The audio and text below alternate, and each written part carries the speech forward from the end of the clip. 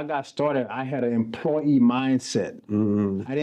I wasn't a business owner. I never thought like a business owner. Even some of my family members that we thought they owned businesses, they really were self-employed. So really, I had to change my mindset.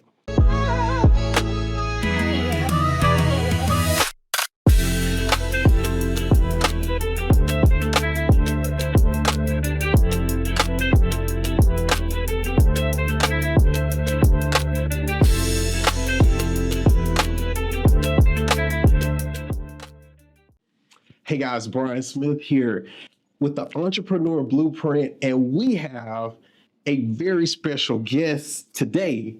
My brother, Mr. Corey Allen is in the building. Corey, how you doing today, Man, I'm my doing man? great, man. I'm glad you had me here, man. I appreciate it.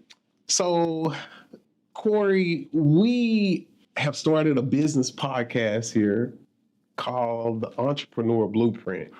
And what we are looking to do is share with people stories of professionals in different industries and give people some actionable advice on how they may follow a similar path.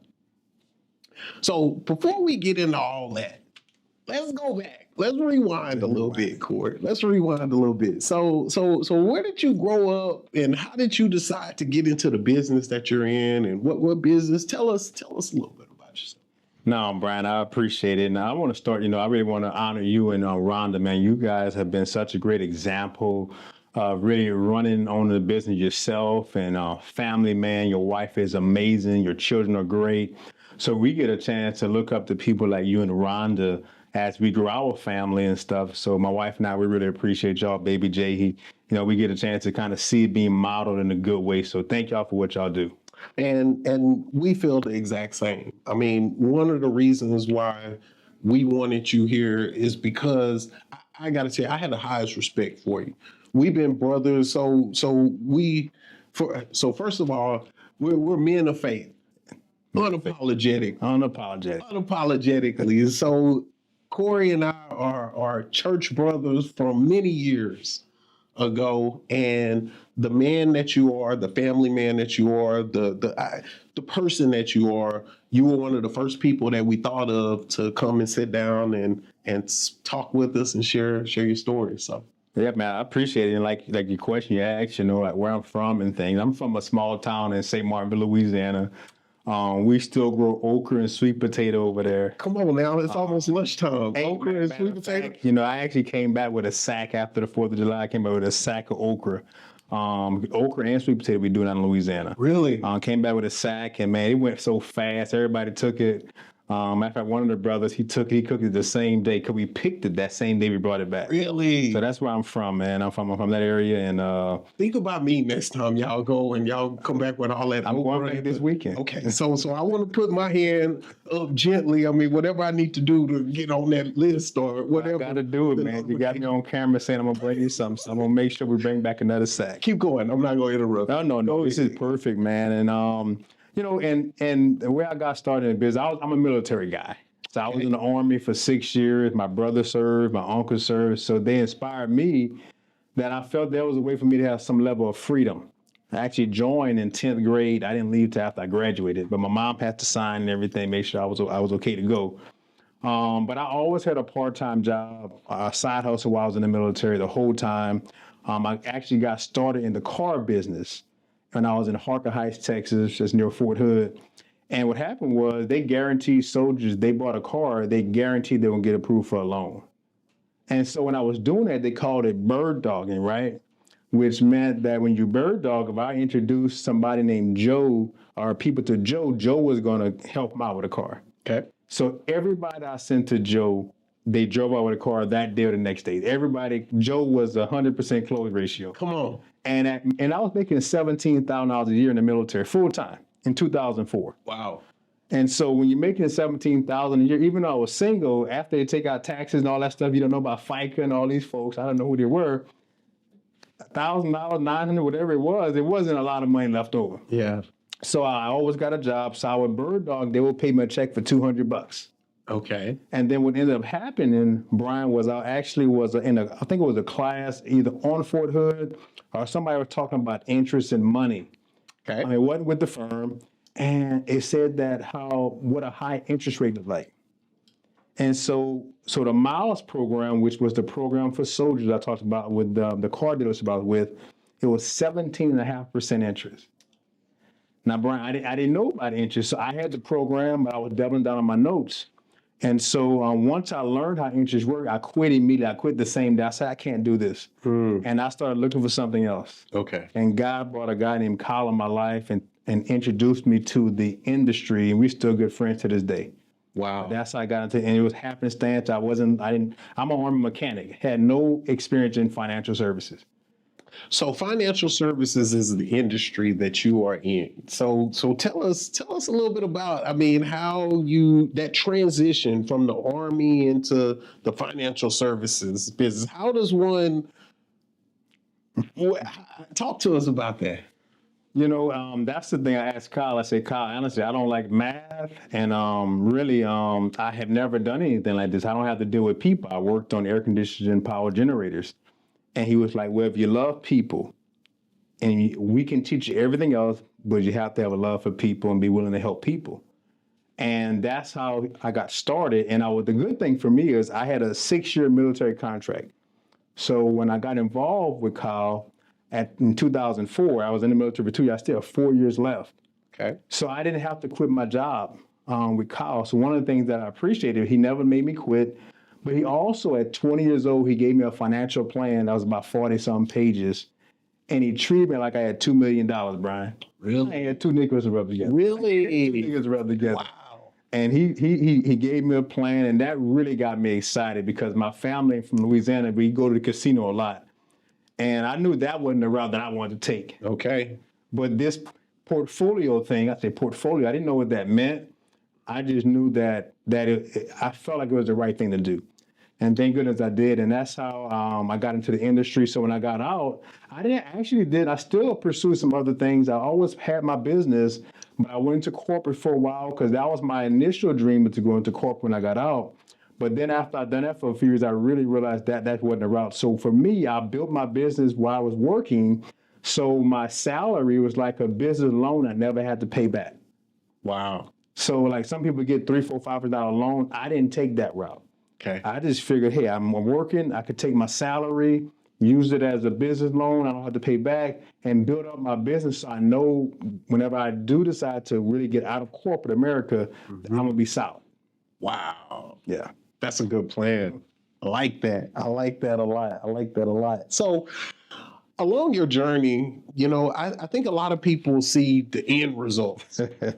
They say, man, I want to be like such and such, and I want to be like Corey. Talk to us about the struggle, the journey, challenges, opportunities, or whatever, however you want to go. Because some people see the shiny, polished product. Talk to us about some of the challenges. So they want the glory without the story. You understand that? Man, I tell you, there was so many things, Brian, that I wish I would have known. Number one, my mindset. When I got started, I had an employee mindset. I wasn't a business owner. I never thought like a business owner. Even some of my family members we thought they owned businesses, they really were self-employed. So really, I had to change my mindset because in the military, they told us what to wear, when to eat, what time to show up, and all that kind of stuff. And so everything was laid out for you. But in business, you have to create the work that you're going to be working. And then the big thing is in creating a team, which I didn't understand that part, like having a team, partners in business. I thought it was just me, right? And so, but really, I think that was some of the hard part. Like you're sitting there, it's like you're on an island by yourself because you're out there building a business and I'm trying to figure out how do I even get people to even trust me enough to want to move forward with me in this industry.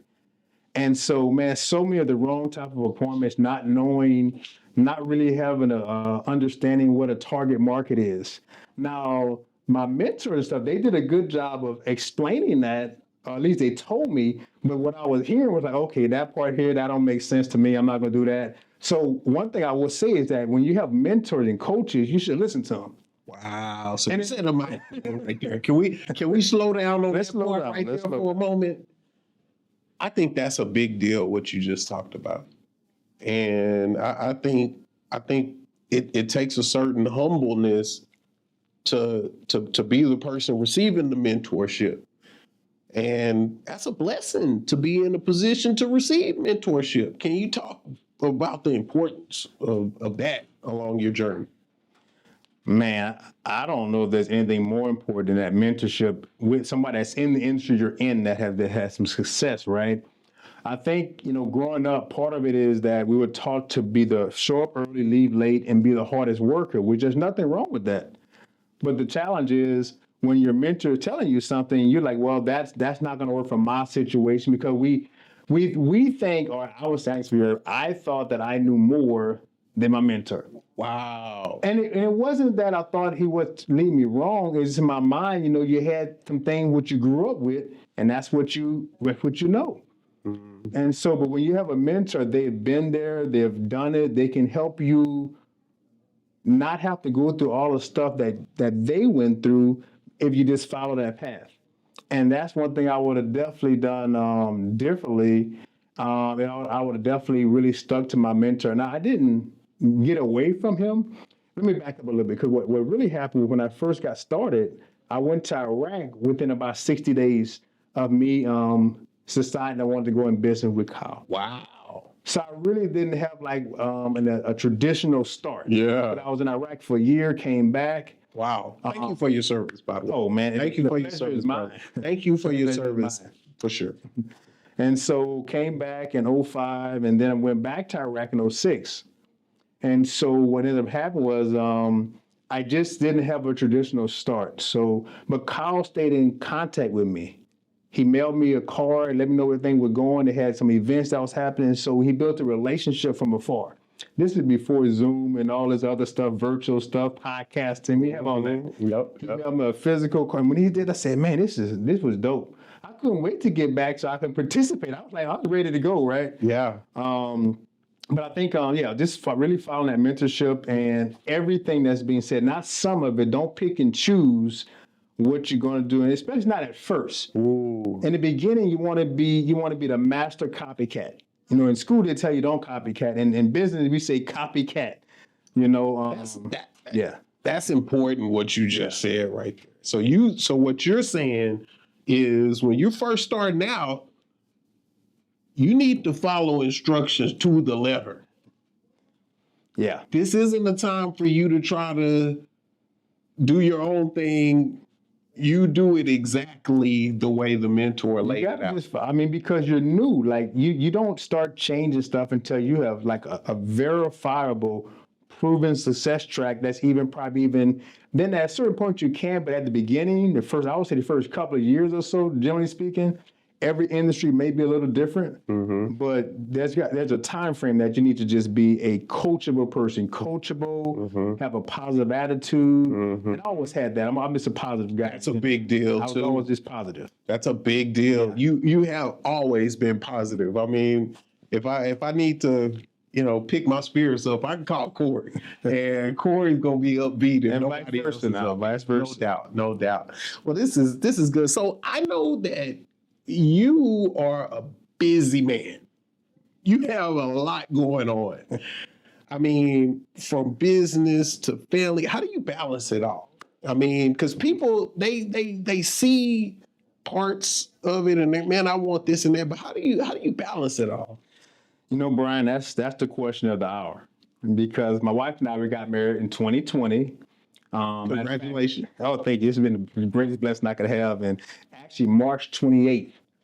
And we all know what happened in 2020. COVID-19. And so we got everything got shut down. So our wedding plans went from like 220 people to like 15 overnight, basically. Wow. And so what happened was being married in COVID, we got to spend a lot of time together. So we had to figure that part out. And that was the area I needed a lot of help, honestly, because I was like, go, go, go. And sometimes, you got to make sure you're there and you spend time with your family. And so that was a big challenge. And we're still working things out, because we go back and forth. to Canada and back here. Mm-hmm. So we do that kind of thing on a regular basis. So we really have to have it. And so I think one thing when it comes to balancing is what we call block scheduling. You know, block scheduling is one of them things. You familiar with that, Brian? Talk to me about that. Talk to me about So block it's scheduling. like you kind of write down your day out and you put it like, say, Sunday. We call it Sunday Fun Day from 1 to 5, family time. From 9 to 11, we go to church. Before, we have breakfast and pray. After church, we go have lunch and we're gonna talk about what we just heard, what we just learned, and kind of structure it up. Structure. I like Structure that. it. I like You know, working out is important. You know, if you're gonna build a business, you gotta be in shape. Ooh. Look, you can't be out of shape. You can't be out of shape and build a Come on It's now. more difficult, I would Come say. on. Yes, sir. Because you need to manage your energy. That's right. That's right. And I agree with you 100% because you have to have balance. If you're the world's most successful financial whatever, but your health is, what do you really have? Yes. And same with your relationships and, there's balance. That's a very important topic you just mentioned, right? You got to have that balance. Then it goes now, and then of course there's things that can change that maybe you have to make an adjustment. You do make adjustments if an emergency comes up, you make an adjustment, but then whenever that's fixed or you solve that challenge, you go back to what's on the block schedule. That way, because what happened, Brian, when you own a business, in my experience, people feel, it's almost like when you're single in church while volunteering, people think you don't have nothing else going on. Right. So when you have a business, people have you actually do things in the daytime that they wouldn't ask somebody that have a traditional 9-to-5 job. And you can't do that. You can't take time to be shopping or go pick up somebody's medication that's during the middle of the day when you're supposed to be working. Got to have boundaries. You got to have boundaries. Because without boundaries, you're going to get run over. Ooh. And so I think that block scheduling is something that I picked up later on. That wasn't at the beginning. I didn't practice block scheduling because the military told me what to do. That was my mindset. Show up in the right clothes and everything else will work out. That's good. And then communication too. Ooh. Communication is big. And obviously I'm married. We have a 2-year-old now. He's running the household.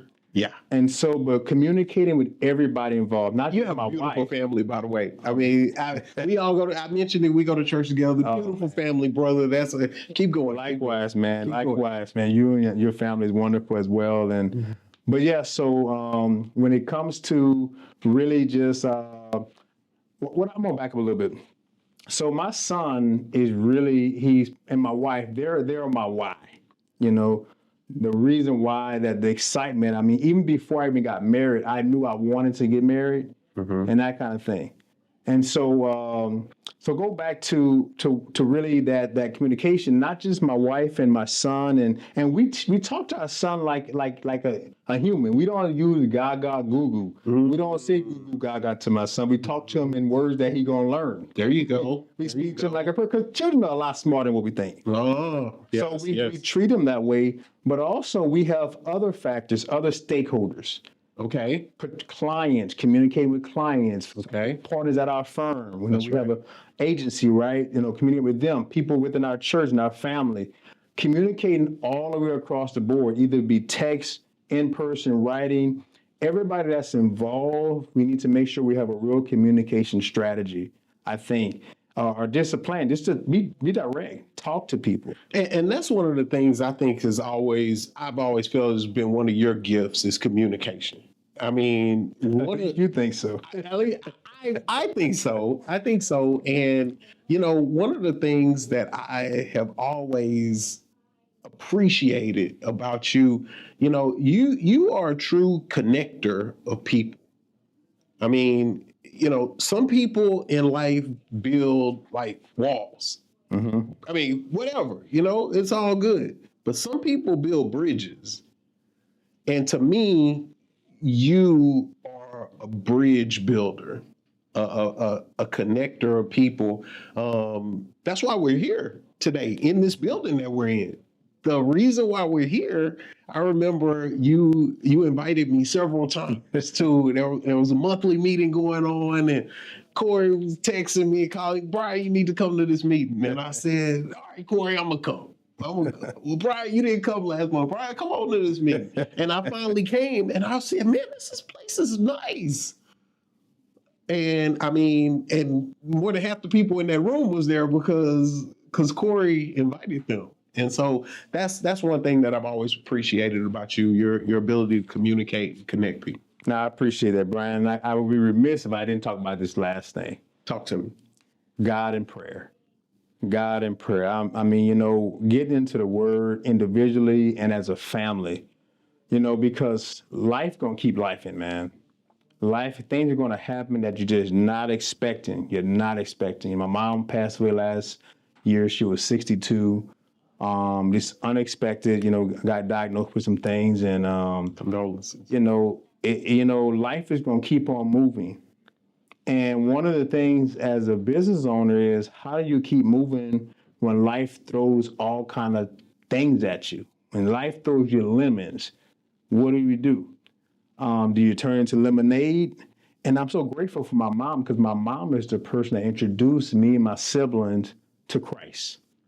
She decided to take a different route. Her and my nan, that means godmother, and Kathy, they decided to go to a non-denominational church in New Iberia, Louisiana. Okay.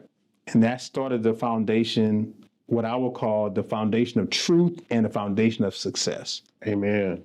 And so you got to have a higher, my opinion, a higher calling. So when me and my wife, we have some things we're trying to work through. We have a source of truth we both agree on. We can come to the Word of God, go into prayer and meditate. It is the reason. Any success that we have, any little bit of ounces that we have is because of God, without a doubt. Amen. I'm in 100% agreement with you. 100% agreement with you. If you didn't give anybody else any other advice, if you got that right there, what he just talked about, you got it. He's got a lot more good stuff that we're gonna talk about, but if you got that right there, what he just talked about, you on your way. You're on your way. So Corey, so one of the things that we want to accomplish on this podcast is we want to give people some actionable advice. If there's someone out there that's interested in following in your footsteps, entering into the industry that you work in. So talk to us about the industry and talk to us about a couple of specific steps that or advice you would give someone. It's a good question, Brian. One of the things and this wasn't at first when I first got involved in business because I didn't know financial services. But when I was getting out the military and I was deciding really what I wanted to do for the rest of my life, in the financial services world, I wanted to connect with a firm that allowed me to work with everybody, that had a middle market focus. I mean, we help people, we help high net worth as well, but our focus is middle market, people like the fabric of society, our nurses, our police officers, our firemen, our military, customer service. I wanted a firm that I can help anybody. When I first got started, I had $200 a month, right, to be able to invest. And so even today, we can help somebody with as little as $25 with a professional type investment, right? And so that was big for me. And so now as far as the industry, I think you have to know your why. Okay. You have to be able to bring your family along the way. So you have to, I don't say you have to do anything, but you might consider getting buy-in from your family. So if you're single like me, you might get connected with maybe a parent or a sibling or somebody you really have a good relationship with, because that's the person that's your ace in the hole. When things go crazy in business, you have an ace. But if you're married, you really need to get your spouse involved and your children too. People say, why the children? Look, children may be 9, they may be 5, because they have to understand why mommy and daddy are working so hard for their benefit. We have to involve them. Then we have to, we have to give, hey, if we do this, we're going to go to this kind of place, this vacation or whatnot. So I think getting your family involved, but knowing your why is critical, because when things get tough, you go back to, I put up a picture of my son, a picture of my wife, and that will drive you to continue to move. And now everybody might be different. Hey, it might be, maybe you want a certain kind of a car, because maybe you haven't started your family. I didn't have a family at first. So whatever that is, you got to keep it close to you. Is really understanding that why. And then the other thing is, I call it understanding and embracing the 5 Ps. 5 Ps. The 5 Ps. Okay. Now, I didn't pick this up until way later, like years after I got in business. So this wasn't ever. I wish I would have known it. Okay. But the 5 Ps is going to be number one, the philosophy, and specifically to the financial services industry. There's all kind of philosophies in the financial services industry, and it's important that you understand that the philosophy of the group that you're getting part of, how do they feel about different types of products and services? You have to know that, because once you attach your wagon somewhere, then you're adopting their philosophy, regardless if you know it or not. That's good. That's So important. philosophy. The second piece can be your people. People. What's the credibility of the people? Are they good people? Are they good quality people? Do they have a good track record? Do they have integrity? You really want to be connected with people that live by certain core values that you can say, hey, I feel good about attaching my wagon with this group of people. That's important. And then you got things like processes. Now, when I'm 20 years old, you don't really know much about processes and stuff, but how do you onboard somebody? How do you onboard an advisor? How do you onboard a client and stuff? What's the process to get somebody to where they are, to where they told they want to be? I heard a great leader say, what we do, we help people get what they want in the wisest way possible. So we have to have a process to do that. And then we have to look at the price. What's the price that's got to be paid? We have to know what that is. And then performance. Now, that's not just for financial services, Brian. That's for any, and even in your industry, right? There are people that might say they can do certain things, and then you might have to be called to go clean up somebody else's mess, right? Sure. And maybe you might have a story about that. You bet. You bet. You bet. You're absolutely right. You're absolutely right. So I think that's really good. And one thing I know about you, you're a well-read, educated man, and you're always pursuing education. If someone, is there any type of books or that business books, finance, or education that you would recommend for someone if they were trying to get started? That's a loaded question. I'm gonna tell you, because there's tons of education. Okay. But I think at its core, do you have a heart and do you love people? Do you have a heart for people? I love people, man. Brian, I love helping people. I love bringing people together. I know you do. People is at the core of everything we do. So I think there's a lot of education, but I think that's the core, because everybody knows they have to get out of debt, right? Everybody knows they have to save and build for retirement. Everybody knows but the thing is, do they do it? People probably heard that they need a will or an estate plan and stuff. They know that, but they just haven't taken the action. So I think the first thing is to keep things simple. Okay. For the vast majority of people, things are really simple. And so if I were going to get connected in the industry, number one, you want to make sure you have an environment where it is a full service, where it's not just they're trying to push one product, but you have access to insurances and investments and retirement planning and college planning. They have the ability to do all those things in one shop. That way you're not like a one-trick pony. You can really help people with all the areas that are important in the financial world. Gotcha. Now, as far as some books, I think, Brian, one book I'm rereading. Okay. It's called The Go-Giver. The Go-Giver. The Go-Giver. Okay. By Mr. Berg and Mr. Mann. I've read it a few times, and it really talks about, it's a business book about focus on you should give more than you take. Or you give it more in value. I think, we have to be able to provide value to those people that we're serving. That's important. And that book was a game changer. I actually read it for the first time, probably, I don't know, it was 2018 or 2019, but it was a game changer because it really helped put the focus on being a servant, which as believers, we're called to be servants. That's right. That's right. Great book, The Go-Giver.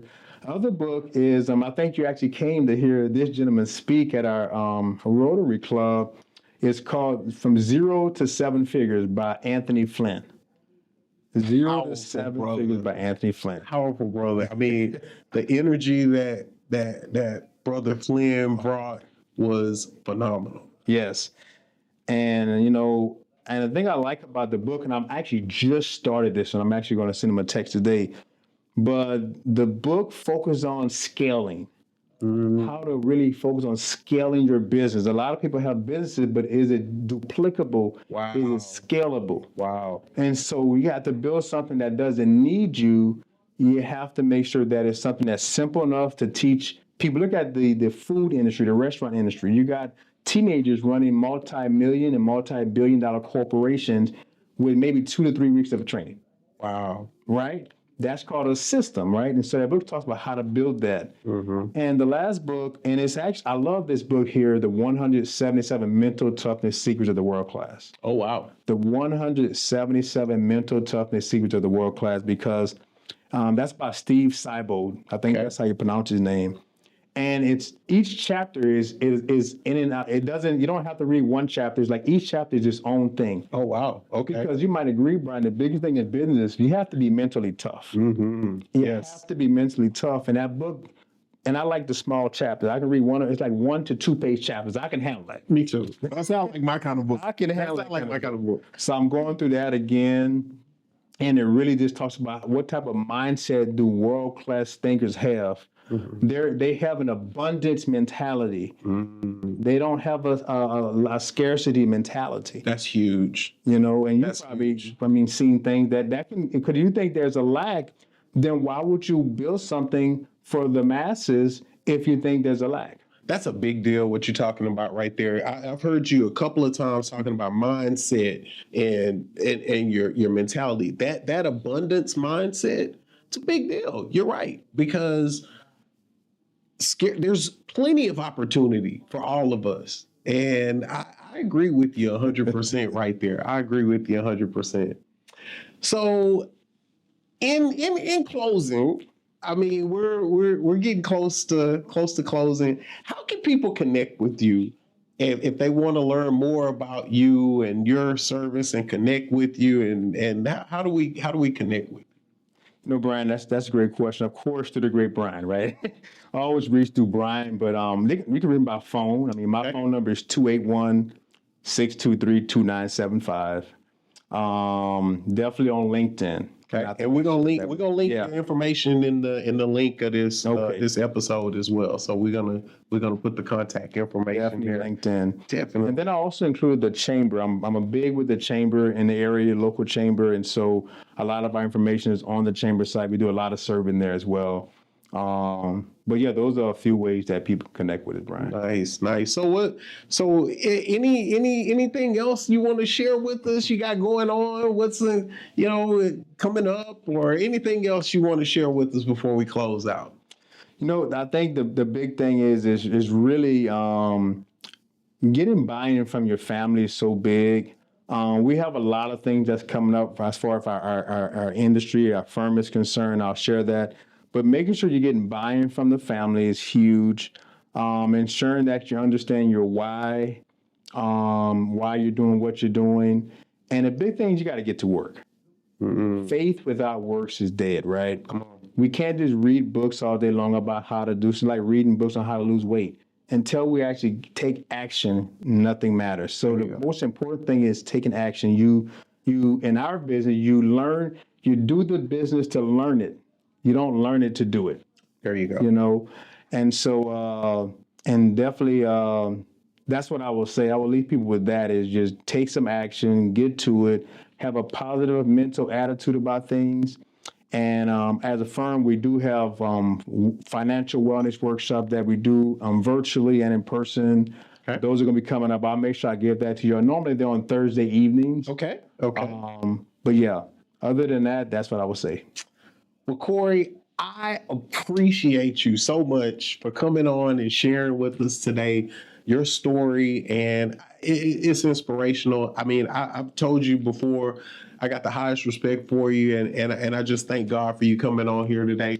And the pleasure is mine, man. I appreciate you having me. It's been great. Thank you. It's been great. Hey guys, check us out next time on the Entrepreneur Blueprint, and we're going to have some more content with some local professionals to show you actionable steps on how to get started on your entrepreneur journey. See you next time.